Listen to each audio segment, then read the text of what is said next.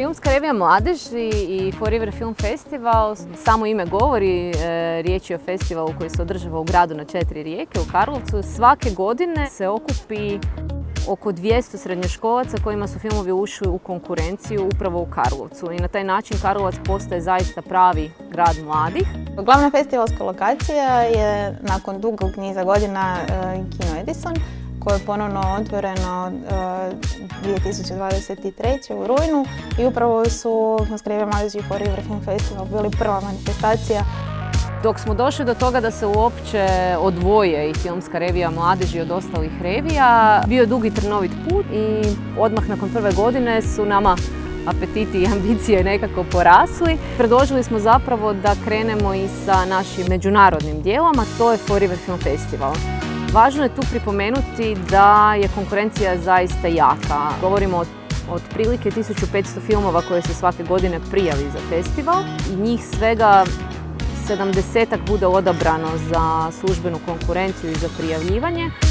Pa selekcija je zadnjih 5 godina vrlo raznolika. Naš nekakav uobičajeni tijek selekcije je da naravno svi to prvo pogledamo, pa to traje. Svake godine se to čini kao jedan užasno veliki zadatak. Generalno gledamo da vidimo gdje možemo vidjeti najviše nekakvog entuzijazma i vremena uloženog i truda i onda to zapravo nagradimo time da prođe kroz selekciju. Ono što je jako bitno napomenuti da je ovo festival mladih. Ne samo festival koji prikazuje filmove mladih, već festival iza kojeg u potpunosti stoji mlada ekipa. Već godinama se dnevni program održava naravno u dvorani, ali svako večer onda nastojimo goste odvesti na neki izlet u vidu večernje projekcije na otvorenom, naravno ako to vrijeme dopušta.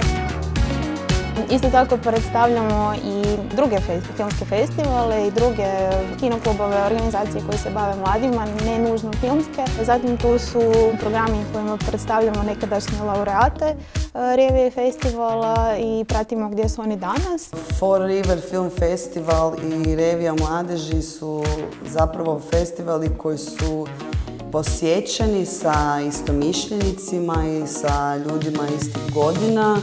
Mislim da je to neko mjesto u odrastanju jednog mladog filmaša užasno lijepo i važno.